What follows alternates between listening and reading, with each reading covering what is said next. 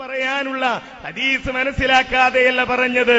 എന്റെ ശ്രോതാക്കൾ മനസ്സിലാക്കണം. ഞാൻ ആദ്യം തന്നെ പ്രയോഗിച്ച പദം എന്താണ്?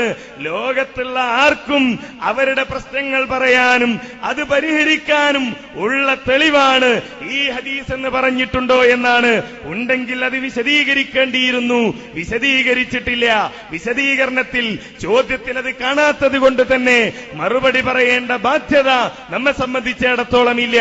ഞാൻ പറഞ്ഞു, ഇവിടെ ശിർക്കാണ് എന്ന് അല്ലാഹു സുബ്ഹാനഹു വ തആല പഠിപ്പിച്ച കാര്യം അല്ലാഹുവിനോട് മാത്രം പ്രാർത്ഥിക്കുക എന്ന തൗഹീദ്, അതാണ് അമ്പിയാക്കളുടെ മാർഗം, അതാണ് അസ്റഫുൽ ഖൽഖിന്റെ മാർഗം, അതാണ് സ്വഹാബികളുടെ മാർഗം.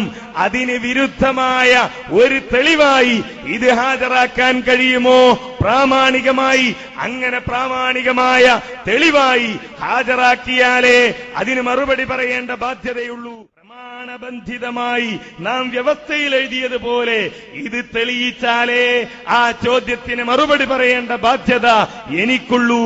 അതുകൊണ്ട് സനദുകൾ, അതിന്റെ വ്യത്യസ്തമായ സനദുകൾ, വ്യത്യസ്തമായ മത്തിനുകൾ, അത് വായിക്കുക, പൂർണ്ണമായി വായിക്കുക, പൂർണ്ണമായി വായിക്കുക. അപ്പോൾ നമുക്ക് ചർച്ച ചെയ്യാം, ആരാണ് ന്യൂനതയുള്ള ആളുകൾ, എന്താണ് അതിന്റെ ന്യൂനത, എന്താണ് ആ ഹദീസിന്റെ പൂർണ്ണ രൂപം, എന്താണ് അതിന്റെ ബാക്കിയുള്ളത് എന്നൊക്കെ നമുക്കപ്പോൾ കേൾക്കാം. മൂപ്പര് ചോദ്യം ചോദിക്കുന്ന സമയമാണെന്നാ വിചാരിച്ചത്, മറുപടി പറയുന്ന സമയമാണ്. അതുകൂടി മറന്നുപോയി. കാരണം എന്താണ്? നിങ്ങൾക്ക് എവിടെ ഇരിക്കുന്നു എന്ന ബോധം പോലുമില്ല. എന്നിട്ട് പറയും നിങ്ങൾ തെളിയിക്കണം. ഞങ്ങൾ തെളിയിച്ചിരുന്നു. അതിനെന്ത് ചെയ്യണമെന്നറിയോ? നിങ്ങൾ ഞങ്ങളോട് ചോദിക്കേണ്ടിയിരുന്നു ഇതിന്റെ പ്രാമാണികത. പക്ഷേ അതിനു മുമ്പിൽ നിങ്ങൾ പറഞ്ഞുപോയി ഇതിന് രണ്ട് ന്യൂനതകളുണ്ട്. അവിടെയാണ് പിഴവ് സംഭവിച്ചത്. വലിയാള് പറഞ്ഞു കൊടുത്തിട്ടാണ്, സംഭവമൊക്കെ ശരിയാണ്. പക്ഷേ എവിടെയാണ് ആ ന്യൂനത? പറഞ്ഞോ? 7 മിനിറ്റ് ഉണ്ടായിട്ട് പറഞ്ഞോ? ആർക്കാ ന്യൂനത? ഹദീസിനാണോ ന്യൂനത? ഹദീസിന്റെ സനദിലുള്ള ഏത് റാവിക്കാണ് ന്യൂനത? പറയണം, നിങ്ങൾ പറയണം. ഇനി കണ്ടോ നിങ്ങള് മജ്മഉ സബായിദ് വരട്ടെ, നിങ്ങളുടെ ന്യൂനത ഞങ്ങൾ കാണിച്ചു തരാം. ബഹുമാനപ്പെട്ട ഹാഫിദുൽ ഹൈസമി ഈ ഹദീസ് ഉദ്ധരിച്ചുകൊണ്ട് പറയുന്നു, റിജാലുഹു റിജാലുസ് സ്വഹീഹ്. ഇതിന്റെ പരമ്പര വളരെ സ്വീകാര്യോഗ്യമായ സ്വഹീഹുൽ ബുഖാരിയിലും സ്വഹീഹ് മുസ്ലിമിലുള്ള ആളുകളുടെ പരമ്പര കൊണ്ട് സ്ഥിരപ്പെട്ട ഹദീസാണ്. ന്യൂനതയല്ലേ? കാരണം ഞങ്ങൾക്ക് നിങ്ങൾ ന്യൂനത ഉന്നരിക്ക്. മജ്മഉ സബായിദ് കയ്യിൽ പിടിച്ചിട്ടാണ് പറയുന്നത്. ഇതിന്റെ 211 പേജ്, 8ാമത്തെ വാള്യം. ഈ ഹദീസ് സ്വീകാര്യോഗ്യമാണെന്ന് അല്ലാമ ഹാഫിദുൽ ഹൈസമി. ഇനി ന്യൂനതകളൊന്ന് പറയും. ഹൈസമിക്ക് തിരിയാത്ത ന്യൂനതകളൊന്ന് പറയൂ മുജാഹിദുകളെ.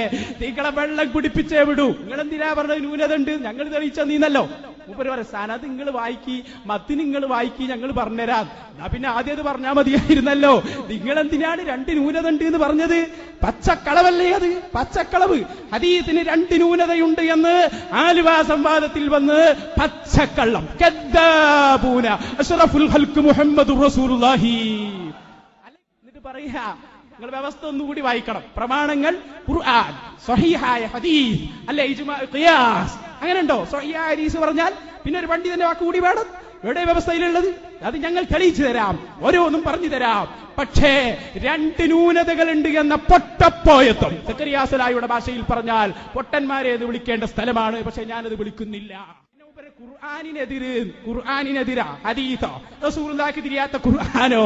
അവിടെയാണ് ഞാൻ സക്കറിയാ സലായിയുടെ പുസ്തകം വായിക്കുന്നത്. അഹ്ലുസുന്നത്തി വൽ ജമാഅയുടെ വിശ്വാസം. എന്താ സക്കറിയാ സലായി പറഞ്ഞത്? ആരെങ്കിലും ഖുർആനിലോ സുന്നത്തിലോ വൈരുദ്ധ്യമുണ്ടെന്ന് വാദിച്ചാൽ, അതല്ലെങ്കിൽ ഖുർആനും സുന്നത്തും പരസ്പര വിരുദ്ധമാണെന്ന് വാദിച്ചാൽ, അതവന്റെ ദുഷിച്ച ചിന്തയും മനസ്സിന്റെ വക്രതയും മൂലമാണ്. സക്കറിയാ സലായിയാണ് പറയുന്നത്. അതിനാൽ അവൻ അല്ലാഹുവിലേക്ക് ഖേദിച്ചു മടങ്ങുകയും തന്റെ വഴികേടിൽ നിന്ന് വിട്ടു നിൽക്കുകയും ചെയ്യട്ടെ. നല്ല ഉപദേശമാണ്. അതുകൊണ്ട് സ്വീകരിച്ചോളൂ. ന്യൂനത എവിടെ? ന്യൂനത എവിടെ? പിന്നെ ന്യൂനത ന്യൂനതയുണ്ട് എന്ന് പറഞ്ഞില്ലേ എന്നാണ്. ന്യൂനതയുണ്ടെന്ന് ഞാൻ ഇപ്പോഴും പറയുന്നു. അതാ ഞാൻ പറഞ്ഞത്. ഇപ്പൊ ഇബ്നു അസാക്കിർ വിട്ട് മജ്മുഉ സവായിദിലേക്ക് വന്നല്ലോ. ഇത് വന്ന സനദുകൾ നിങ്ങൾ വായിക്ക്. അത് വന്ന ഒരു സനദിലും ന്യൂനതയില്ല എന്ന് പറഞ്ഞ് വായിക്കാൻ നിങ്ങൾക്ക് കഴിയണം. അപ്പൊ ഞങ്ങൾ തെളിയിക്കും ഏതാണ് ന്യൂനത, എന്താണ് ന്യൂനത.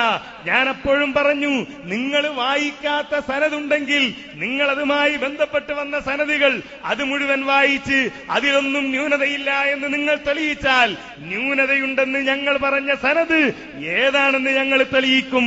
ഒന്ന്. രണ്ടാമത്തേത്, മത്നുകൾ വായിക്കണം. അത് വ്യത്യസ്തമായ സനദുകളിലൂടെ വന്ന മത്നുകൾ പൂർണ്ണമായി വായിക്കണം.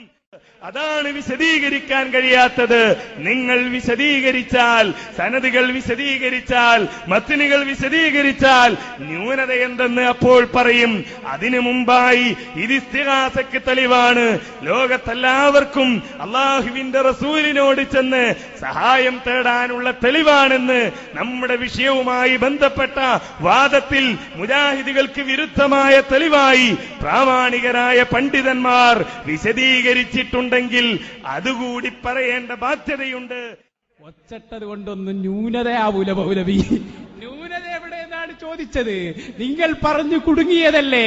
നിങ്ങളുടെ തനി സ്വഭാവം ജനങ്ങൾ കാണുന്നുണ്ട്.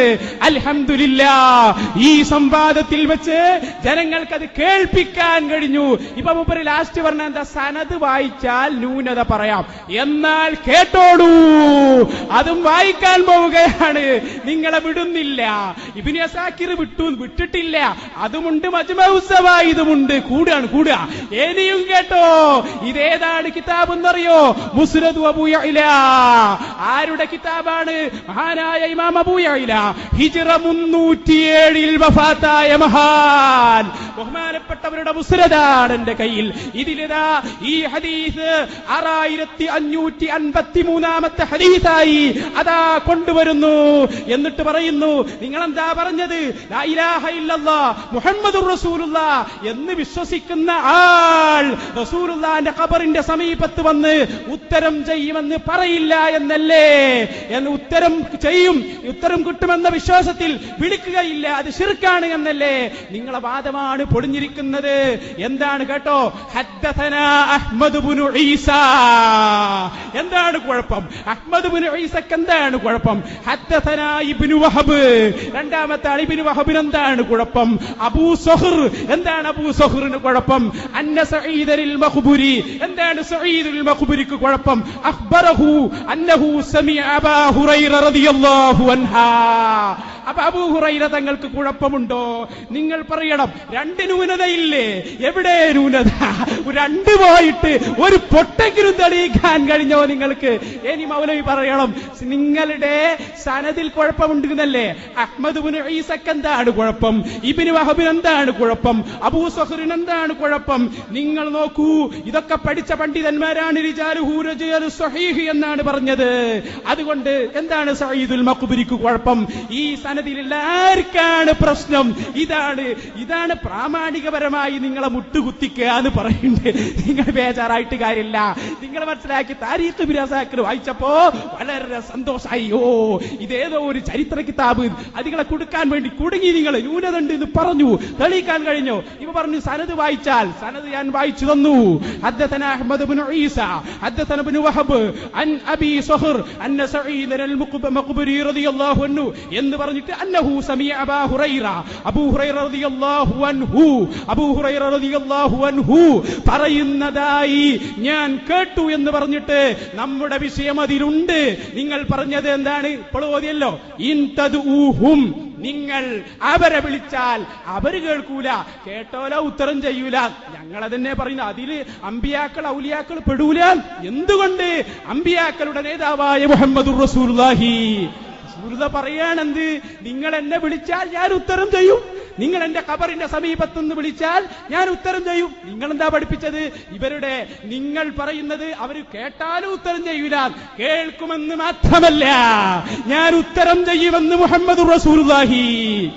നിങ്ങളെ നിർവചനം പൊളിക്കലേ ഞങ്ങൾക്ക് ആവശ്യമുള്ളൂ. ഇപ്പൊ ചോദിക്കാം, ലോകത്തിന്റെ എല്ലാ ഭാഗത്തുനിന്നും അതവിടെ ഇരിക്കട്ടെ, ഖബറിന്റെ സമീപത്തുനിന്ന് റസൂലുള്ളാഹിനെ വിളിക്കാൻ പറ്റുമെന്ന് പറഞ്ഞാൽ പൊളിഞ്ഞില്ലേ നിങ്ങളെ നിർവചനം? അതേ ഞങ്ങൾക്ക് ആവശ്യമുള്ളൂ. ഞങ്ങൾക്ക് ആവശ്യമുള്ളത് ഞങ്ങൾ പറഞ്ഞിട്ടുണ്ട്. ജനങ്ങളെ പഠിച്ചോളൂ. കഴിഞ്ഞ സംവാദത്തിൽ കോട്ടക്കൽ വെച്ച് ആയത്തും ഹദീസും പഠിപ്പിച്ച പോലെ ഹിജ്റ 300 വഫാത്തായ ബഹുമാനപ്പെട്ട ഇമാം അബൂ യഅല അവിടുത്തെ മുസ്നദിനാണ് പറയുന്നത്. ഒരൊറ്റ റാവി പോലും നിങ്ങൾക്ക് അതിൽ നിന്ന് തള്ളിക്കളയാൻ കഴിയില്ല. അഹ്മദ് ഇബ്നു ഈസ സ്വഹീഹുൽ ബുഖാരിയിലുണ്ട്, ഇബ്നു വഹബ് സ്വഹീഹുൽ ബുഖാരിയിലുണ്ട്, അബൂ സഹർ സ്വഹീഹ് മുസ്ലിമിലുണ്ട്, സഈദുൽ മഖ്ബരി സ്വഹീഹുൽ ബുഖാരിയിലുണ്ട്. വളരെ പ്രശസ്തമായ സനദാണത്. നിങ്ങൾക്കതിനെ തൊടാൻ കഴിയില്ല. അതൊക്കെ പരിശോധിച്ചിട്ടാണ് വന്നത്. നിങ്ങളെ തന്നെയാണ് ഞങ്ങൾ കൊടുക്കാൻ ഉദ്ദേശിച്ചത്. നിങ്ങൾ പറയൂ, ഈ സനദിൽ എവിടെയാണ് രണ്ട് ന്യൂനത? രണ്ട് ന്യൂനത നിങ്ങൾ പറയണം. അത് പറഞ്ഞു കൊടുക്കൂ ജനങ്ങൾക്ക്.